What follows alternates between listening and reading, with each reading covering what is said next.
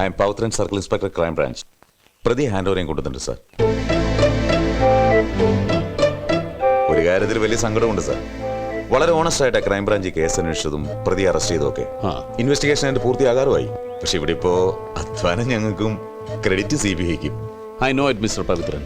CBI ഇതുവരെ ഈ case അന്വേഷിക്കണമെന്ന് ആവശ്യപ്പെട്ടിട്ടില്ല, ആഗ്രഹിച്ചിട്ടുമില്ല. പക്ഷെ എന്ത് ചെയ്യാം, കോടതി ഓർഡർ. എന്തൊക്കെ പറഞ്ഞാൽ ഇത് വല്ലാത്ത ടോർച്ചറിംഗ് ആണ് സാർ. ഈ തൂണിഞ്ചാരിന്നും പെണ്ണും കൊണ്ടുപോയി എന്നൊക്കെ പറഞ്ഞു കേട്ടിട്ടേ ഉള്ളൂ. സോറി, ഞാൻ എന്റെ വിഷമം പറഞ്ഞതേ ഉള്ളൂ. It's all right. ഈ കേസുമായി ബന്ധപ്പെട്ട എല്ലാ റെക്കോർഡ്സും ഈ ഫയലിലുണ്ട് സാർ. ചാക്കോ സാർ ഇറങ്ങി പാടോ.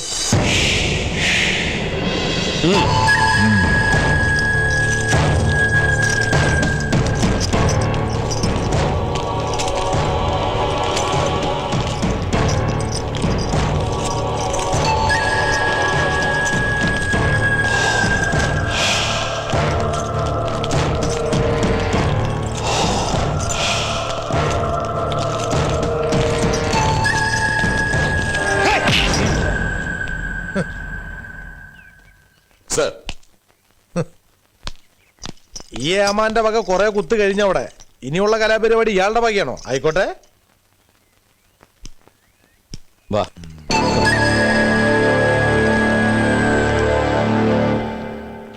ഈ പോലീസ് പറയുന്ന പോലെ അലക്സ് 7 പേരെ ക്രൂരമായി കൂട്ടക്കൊല ചെയ്തു എന്നൊന്നും ഞങ്ങൾ ബ്ലാങ്കായിട്ട് വിശ്വസിക്കുന്നില്ല. അതുകൊണ്ട് തന്നെ ഒരു കുറ്റവാളിയോടല്ല ഞങ്ങളിപ്പോൾ സംസാരിക്കുന്നത്. നല്ല മാർക്കോടെ BA പാസ്സായി, തുടർന്ന് MAക്ക് ചേർന്നു. പക്ഷെ MA പാസ്സായില്ല. കാരണം മയക്കുമരുന്നിന് അടിമപ്പെട്ട് ഇടയ്ക്ക് വെച്ച് പഠിപ്പ് നിർത്തി. വീട്ടിൽ നിന്നും കാശ് കിട്ടാതായപ്പോൾ മോഷണം തുടങ്ങി. ചെറിയ പോക്കറ്റടി തുടങ്ങിയതാ, അത് പിന്നെ വലിയ കൊള്ളയിലും കൊലയിലും വരെ ചെന്നെത്തി എന്നൊക്കെയാണ് പോലീസ് എഴുതി പിടിപ്പിച്ചിരിക്കുന്നത്. ഇതിലൊക്കെ വല്ല വാസ്തവം ഉണ്ടോ അലക്സേ? അങ്ങനെ അല്ല എന്ന് പറഞ്ഞ താൻ വിശ്വസിക്കോ? വേറൊരുത്തിനും കഴിവേറ്റം കിട്ടാതായിപ്പോ എല്ലാം കൂടി എന്റെ തലയെ കയറ്റിയതാ. ഞങ്ങളത് ഇറക്കാൻ ശ്രമിക്കാം, പക്ഷെ ഇതാണ് സാറിനെങ്കിൽ നിന്നെ ഞാൻ വേണ്ട ചാക്കോ.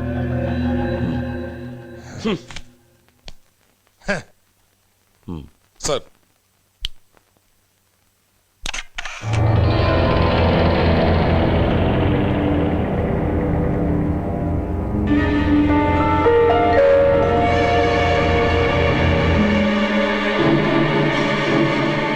ഇരണിയിൽ ഗ്രാമത്തിൽ പ്ലാമൂട്ടിൽ വീട്. ഉടമസ്ഥൻ ലോനപ്പൻ. പാരമ്പര്യമായി വലിയ പണക്കാരൻ, ബിസിനസ്സുകാരൻ. പ്രൈവറ്റ് ഫൈനാൻസർ ആയതുകൊണ്ട് ധാരാളം പണം എപ്പോഴും വീട്ടിലുണ്ടാവും. ഇവിടെ ആകെ കൊല്ലപ്പെട്ടത് 5 പേര്. എനിക്കറിയില്ല. ലോനപ്പൻ 53 വയസ്സ്.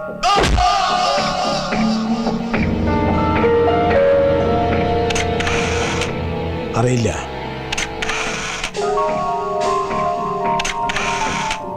മറിയാമ്മ, ലോനപ്പന്റെ ഭാര്യ.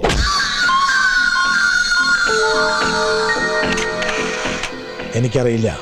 മോങ്കുട്ടൻ, വയസ്സ് 26, ലോനപ്പന്റെ മകൻ.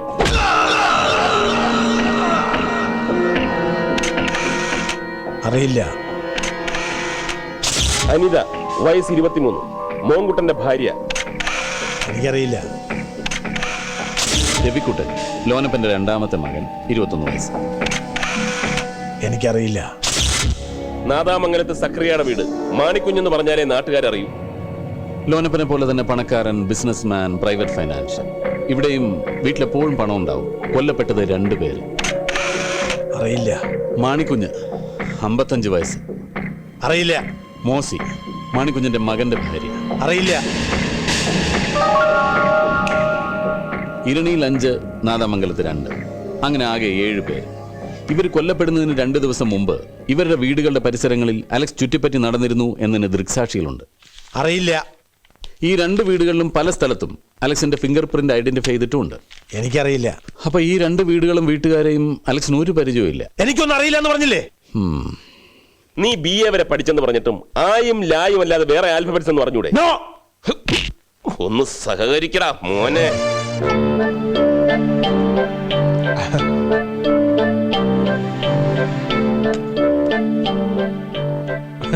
മതി സാർ, കഴിച്ചോ? മതി മതി മതി, ഇഷ്ടം പോലെ കഴിച്ചോ. ഇനി ഞാനെടുത്തോളാം. കുറെ നാളായി രുചിയുള്ള എന്തേലും കഴിച്ചിട്ട്. സാറ് വെജിറ്റേറിയനാ? നോൺ മുമ്പ് കഴിച്ചിരുന്നു, ഇപ്പൊ ഇല്ല. Pure vegetarian? Pure vegetarian. പോലീസിൽ പ്യുവർ വെജിറ്റേറിയനോ?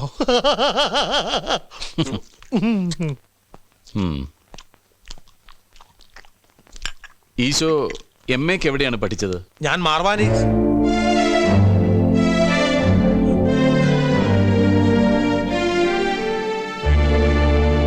ഈശോ, ആ പേര് സാറിനെങ്ങനെ അറിയാം? എനിക്ക് ആ പേരുള്ള ചുരുക്കം ചിലർക്ക് അറിയുള്ളൂ. ഞങ്ങളെ കൂടാതെ ആ പേര് ഉറപ്പായിട്ട് മറ്റൊരാൾക്കും കൂടെ അറിയാമായിരുന്നു. ആർക്ക്? നാദാമംഗലത്തെ മാണിക്കുഞ്ഞിന്. തീരെ പ്രതീക്ഷിച്ചില്ല അല്ലേ? പറ, മാണിക്കുഞ്ഞ് ഈ പേരെങ്ങനെ അറിഞ്ഞു? എനിക്കറിയില്ല. നിനക്കെല്ലാം അറിയാം. ഈ കൂട്ടക്കൊലയ്ക്ക് ഉത്തരവാദി നീയാണ്. പറ അലക്സ്, അവിടെ രണ്ടിടത്തു നിന്നും കൊള്ള ചെയ്ത സ്വർണവും പണവും എല്ലാം നീ എന്ത് ചെയ്തു? പറയടാ, പറയടാ, പറയാൻ.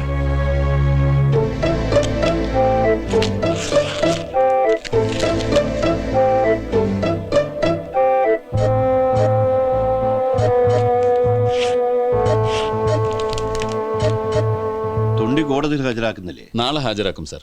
പ്രതി കുറ്റം സമ്മതിച്ചോ? ആദ്യമൊക്കെ സമ്മതിച്ചു. അങ്ങനെയാണ് ഈ കളവ് മുതൽ ഇത്രയെങ്കിലും റിക്കവർ ചെയ്യാൻ സാധിച്ചത്. പക്ഷേ റിമാൻഡ് എക്സ്റ്റെൻഡ് ചെയ്യാൻ വേണ്ടി ഹാജരാക്കിയപ്പോൾ അവന്റെ സ്വഭാവം നേരെ മാറി. പോലീസും CBIയും കൂടി എല്ലാം തന്റെ തലയിൽ കെട്ടിവെച്ചതാണെന്നും മർദ്ദനം പേടിച്ച് കുറ്റം സമ്മതിച്ചാണെന്നും കൂടി അവൻ കോടതി പറഞ്ഞു. അത് യൂഷ്വൽ അല്ലേ? ഏത് പ്രതിയാ കോടതിയിൽ കുറ്റം സമ്മതിച്ചിട്ടുള്ളത്? അവനെ ചാർജ് ചെയ്യാനുള്ള തെളിവുകളൊക്കെ ഇല്ലേ? 100%.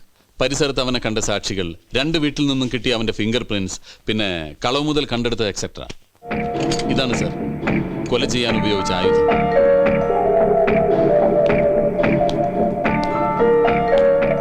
ഇത് വെച്ച് ഒറ്റ അടിയ തലയ്ക്ക് സ്കള്ള് ചെതറി പീസാവും. ഒരു മോഷ്ടാവ് എന്നതിനേക്കാൾ ഉപരി he's a maniac serial killer.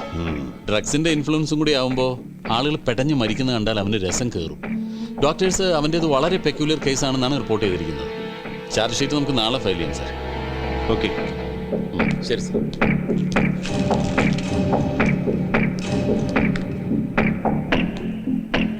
Balagopal sir. 1 minute. ഈ മാണിക്കുഞ്ഞ് ചുമരിൽ എഴുതിയ ഈശോ അലക്സിന്റെ ഇരട്ട പേരാണെന്ന് സംശയം തോന്നാൻ കാരണം? അലക്സിന്റെ ഹിസ്റ്ററി പഠിച്ചപ്പോൾ എനിക്ക് ഒരു കാര്യം മനസ്സിലായി സർ. വലിയ വലിയ കൊള്ളകൾ നടത്തുന്നതിന് മുമ്പുള്ള അവന്റെ മോഡസ് ഓപ്പറൻഡി, കൊള്ള നടത്താൻ ഉദ്ദേശിക്കുന്ന സങ്കേതവുമായി അവൻ ഏതെങ്കിലും ഡിസ്ഗൈസിൽ പരിചയപ്പെടും. കാര്യങ്ങളൊക്കെ ഒന്ന് ചോദിച്ച് മനസ്സിലാക്കും, എന്നിട്ട് കൊള്ള നടത്തും. Details. Sit down. Thank you sir. മാണിക്കുഞ്ഞിന്റെ കാര്യത്തിലും ഇത് തന്നെ സംഭവിച്ചിട്ടുണ്ടാവണം. അലക്സ് മാണിക്കുഞ്ഞിനെ പരിചയപ്പെടുമ്പോൾ അധികം ആർക്കും അറിയില്ലാത്ത ഈശോ എന്ന പേര് അവൻ മാണിക്കുഞ്ഞിനോട് പറഞ്ഞിട്ടുണ്ടാവും എന്ന് ഞാൻ ഊഹിച്ചു. അത് വർക്കൗട്ട് ചെയ്തിട്ടാണ് അവനെ ട്രാപ്പിലാക്കിയത്. സത്യത്തിൽ ഈ ഒരു ടേണിംഗ് പോയിന്റ് ആണ് CBIക്ക് അലക്സിന്റെ മേലുള്ള സംശയം ഉറപ്പിച്ചത്. Wonderful, just wonderful. Thank you sir. ഇത്രയും കേട്ടതിൽ നിന്നും സാറിനെ അവൻ എന്തിനാ കാണണമെന്ന് പറഞ്ഞത്? എന്തെങ്കിലും ഊഹമുണ്ടോ? Nothing, absolutely nothing. ഇപ്പൊ 2 പേർക്ക് ഈ കാര്യം അറിയൂ. ഒന്ന് അലക്സ്, മറ്റൊന്ന് ഊപ്പർവാല.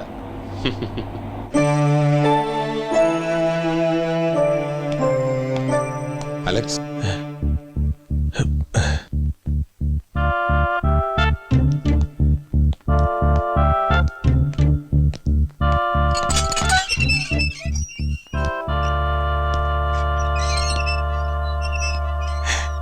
ദൈവന്റെ പ്രാർത്ഥന കേട്ടു. ഇവരൊക്കെ പറഞ്ഞത് സാറ് വരില്ല എന്നാ, പക്ഷെ എനിക്ക് വിശ്വാസം ഉണ്ടായിരുന്നു.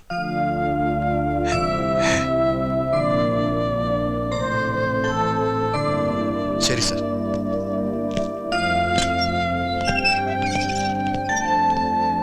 ഈ ലോകം വിട്ടുപോകാൻ ഇനി ഏതാനും ദിവസങ്ങൾ എനിക്കുള്ളൂ.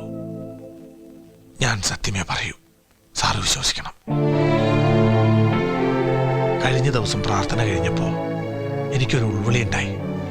ദൈവം എന്നോട് പറഞ്ഞ പോലെ എനിക്ക് തോന്നി, ഞാൻ ഈ ഭൂമി വിട്ടു പോകുന്നതിന് മുൻപ് ആ സത്യം ആരോടെങ്കിലും പറയണമെന്ന്. വളരെ യാദൃശികമായിട്ടാണ് സാറ് ഇവിടെ ഉണ്ടെന്ന് പേപ്പറിൽ കണ്ടത്. എനിക്ക് പറയാനുള്ളത് കേൾക്കാൻ ഏറ്റവും യോഗ്യം സാറാണെന്ന് എനിക്ക് മനസ്സിലായി. ഇരണിയിലെയും നാദാമംഗലത്തെയും കൂട്ടക്കൊല കൂടാതെ തെളിയിക്കപ്പെടാത്ത 3 കൊലകൾ കൂടി ഞാൻ ചെയ്തിട്ടുണ്ട്. തമിഴ്നാട്ടിൽ ആദ്യത്തെ കൊല നടത്തിയത് കൊള്ള നടത്തിയ ശേഷം ആത്മരക്ഷാർത്ഥമാണെങ്കിൽ കർണാടകത്തിൽ 2 പേരെ കൊന്നത് ദൃക്സാക്ഷികൾ ഇല്ലാതാക്കാനായിരുന്നു. തുടർന്ന് എനിക്ക് മനസ്സിലായി, ആ കൊലകളിൽ കാരണമില്ലാത്ത ഏതോ രസം എനിക്കുണ്ടായിരുന്നുവെന്ന്. നാദാമംഗലത്തെയും ഇരണിയിലെയും കൂട്ടക്കൊലയ്ക്ക് മുൻപ് ഞാൻ പൂർണ്ണമൃഗമായി തീർന്നിരുന്നു. ഇതൊരു കൺഫെഷനാണ്. ആണെങ്കിൽ ഫാദർ ഗോമസിനോട് മതിയായിരുന്നു. എന്നെ മൃഗത്തിൽ നിന്നും മനുഷ്യനാക്കി മാറ്റിയ മനുഷ്യസ്നേഹി, ഇല്ലെന്ന് വിശ്വസിച്ച ദൈവം ഉണ്ടെന്ന് തെളിയിച്ചു തന്ന മഹാൻ. പക്ഷേ അദ്ദേഹത്തിന് പോലീസിന്റെ ജോലി ഇല്ലല്ലോ സാർ. മനസ്സിലായില്ല. ആ 7 കൊലകളിൽ ഒരെണ്ണം ഞാൻ ചെയ്തതല്ല സാർ, മറിച്ച് 6 എണ്ണം ഞാൻ ബോധപൂർവം തന്നെ ചെയ്തതാ. ആ വീടുകളിൽ കൊള്ള നടത്തിയത് ഞാൻ തന്നെയാ. കള്ളം, പച്ചക്കള്ളം. 6 അല്ല 7 ഇവൻ തന്നെയാ ചെയ്തത്. എന്നിട്ട് ഇപ്പൊ തെറ്റിദ്ധരിപ്പിക്കാൻ വേണ്ടി. Please let him complete it. പറയൂ. ഇങ്ങനൊരു രഹസ്യമല്ല, സത്യം ഇപ്പോൾ പറയുന്നുകൊണ്ട് യാതൊരു ദൈവോദാക്ഷിണ്യമോ ആരിൽ നിന്ന് ഞാൻ പ്രതീക്ഷിക്കുന്നില്ല. ഞാൻ ചെയ്ത കൊലകളിൽ ഒന്ന് കൂടിയാലും കുറഞ്ഞാലും ഈ ശിക്ഷയിൽ ഒരു മാറ്റവും ഉണ്ടാവില്ലെന്ന് എനിക്ക് നന്നായിട്ടറിയാം. ഞാൻ പൂർണ്ണ മനസ്സോടെ സ്വീകരിച്ച ശിക്ഷയാണിത്. എൻ്റെ ഈ മുഖം കണ്ടാലറിയില്ലേ, എനിക്കൊട്ടും പരിഭ്രമവും ഇല്ല, ഭയവും ഇല്ല. പിന്നെ ഇപ്പൊ ഇങ്ങനെ ഒരു മനമാറ്റത്തിന് എന്താ കാരണം? ഒരു കാരണം ഞാൻ ആദ്യം പറഞ്ഞത്, ദൈവം എന്നെ പ്രേരിപ്പിച്ചു വന്നത്. മറ്റൊന്ന്, 7ാമത്തെ കൊല ആര് ചെയ്തു അവർ ഇന്ന് സമൂഹത്തിൽ മാന്യരായി കഴിയുന്നുണ്ടാവണം. തങ്ങളെ തൊടാൻ ആർക്കും കഴിയില്ലെന്ന അഹങ്കാരത്തിൽ. അസത്യം പറയുന്നതിനേക്കാൾ പാപമാണ് സത്യം പറയാതിരിക്കുന്നത്. അതുകൊണ്ടാവണം ദൈവം ഈ അവസാന നേരത്ത് ഇത് പറയാൻ എന്നെ പ്രേരിപ്പിച്ചത്. ആരാണ് ഇതിൽ 7ാമത്തെ ആൾ? മാണിക്കുഞ്ഞ്, നാദാമംഗലത്തെ 2 പേരിൽ ഒരാൾ.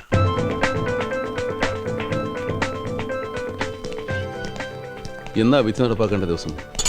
തീയതി തീരുമാനിച്ചു? എന്ന് വേണമെങ്കിലും സംഭവിക്കാം സാർ. എക്സിക്യൂഷൻ ഓർഡർ വരേണ്ട താമസമേ ഉള്ളൂ. എന്താ സാർ? നത്തിങ്.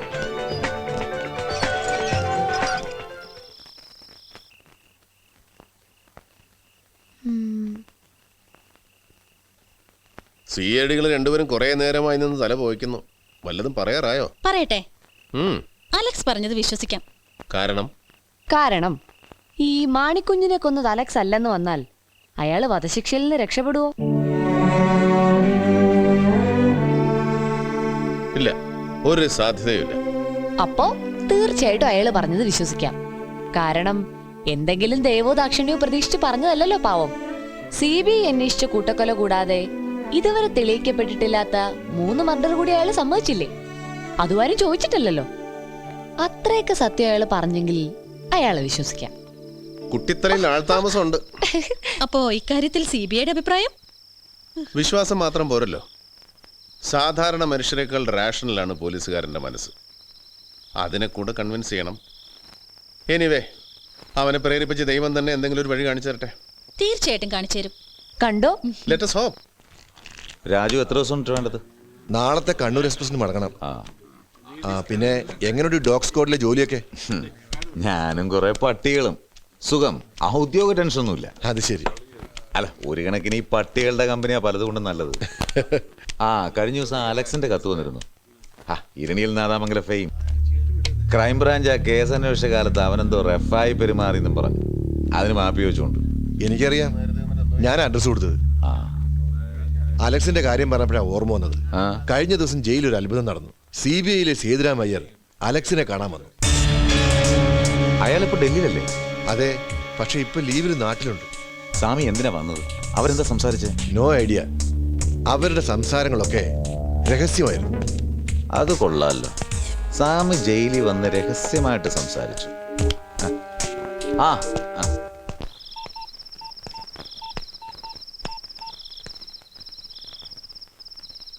കോളാടി വർക്ക് ചെയ്യല്ലേ? എവിടെയാണല്ലോ താൻ? തലസ്ഥാനത്ത് തന്നെ ഉണ്ടോ? നന്നായി. തന്നെ എനിക്കൊന്ന് നേരിട്ട് കാണണം. ഞാൻ പിന്നീട് ഈ ജയിലർ രാജുവിനെ അയാൾ താമസിക്കുന്ന സ്ഥലത്ത് പോയി കണ്ടു, സംസാരിച്ചു. പക്ഷെ അയാൾ ആണയിട്ട് പറയുന്നു സ്വാമിയും അലക്സും സംസാരിച്ചത് അയാൾ കേട്ടില്ലെന്ന്. എന്നാലും സ്വാമിയോട് അവൻ എന്തു പറഞ്ഞിട്ടുണ്ടാവും? പറയാൻ അലക്സിന് എന്തറിയാം? എന്തിന് കണ്ടു, എന്ത് സംസാരിച്ചു, ഇപ്പൊ അതല്ല വിഷയം. അവൻ സംസാരിച്ചു. കേട്ടത് സേതുരാമയ്യ. 6ാം ഇന്ദ്രിയം ഉള്ളവനാണ് അയാൾ. എന്റെ അച്ഛൻ ദേവദാസ് കുറെ മുട്ടുമടക്കിയിട്ടുള്ളതാണ് അയാളുടെ മുന്നിൽ. ഈ CBI എന്ന് പറഞ്ഞാൽ ഞങ്ങൾ പോലീസുകാർക്ക് പുല്ലുവിലയാ. പക്ഷേ സേതുരാമയ്യർ CBI എന്ന് പറഞ്ഞാൽ പ്രതിപക്ഷ ബഹുമാനം കൊണ്ട് പറയല്ല, ആടിമൂടി അറിയാതെ ഒന്ന് പറയ്ക്കും. It's A fact.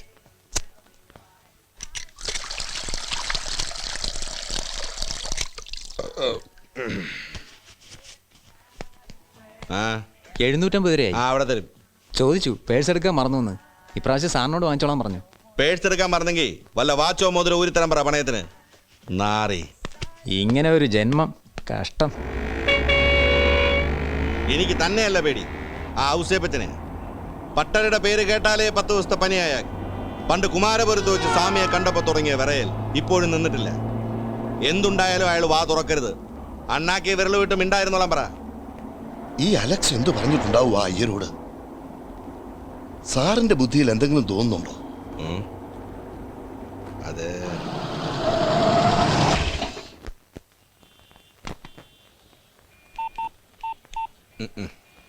ഇപ്പൊ വരാം.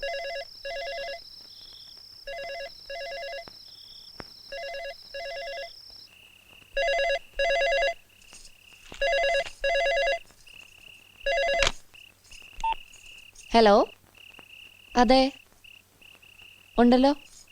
ആ കൊടുക്കാം. ഏതോ ഒരു ജേർണലിസ്റ്റാ. Hello, yes speaking. ഹലോ, ഞാനൊരു ജേർണലിസ്റ്റാണ്. ഒരു അത്യാവശ്യ കാര്യം സാറിനോട് ചോദിക്കാനുണ്ടായിരുന്നു. യെസ്, ചോദിച്ചോളൂ. താങ്കൾ ഈ അടുത്ത് കണ്ണൂർ ജയിലിൽ വധശിക്ഷയ്ക്ക് വിധിക്കപ്പെട്ട അലക്സിനെ കണ്ടിരുന്നു. എന്തായിരുന്നു സാർ കാര്യം? ആ കേസിൽ CBIക്ക് എന്തോ തെറ്റുപറ്റി, അത് തിരുത്താനാ താങ്കൾ ചെന്നതെന്നൊക്കെ ചില അഭ്യൂഹങ്ങളുണ്ട്. Any fact in that? എന്നോടിപ്പോൾ സംസാരിക്കുന്നത് ഒരു ജേർണലിസ്റ്റ് അല്ലല്ലോ. അതെന്താ സാർ അങ്ങനെ തോന്നാൻ കാരണം? കാരണം സാധാരണ ജേർണലിസ്റ്റുകൾ മെയിൻറ്റെയിൻ ചെയ്യുന്ന ഒരു പ്രോട്ടോകോൾ ഉണ്ട്. പരിചയമില്ലാത്ത ഒരാളോട് അതും ഒഫീഷ്യലായിട്ട് സംസാരിക്കുമ്പോൾ ആദ്യം തൻ്റെ പേര്, പിന്നെ താൻ റെപ്രസെന്റ് ചെയ്യുന്ന പേപ്പർ അല്ലെങ്കിൽ മീഡിയയുടെ പേര് പറയും, അല്ലേ? സോറി, എൻ്റെ പേര് അനിലെന്ന, ഫ്രീലാൻസറാണ്. മിസ്റ്റർ അനിലിന് ഏത് പ്രസ് ക്ലബിലാണ് മെമ്പർഷിപ്പ്? പെട്ടെന്ന് കിട്ടുന്നില്ലല്ലേ? സാരമില്ല, ആലോചിച്ചിട്ട് പറഞ്ഞാൽ മതി, ഞാൻ ഹോൾഡ് ചെയ്യാം. നാശം. ആ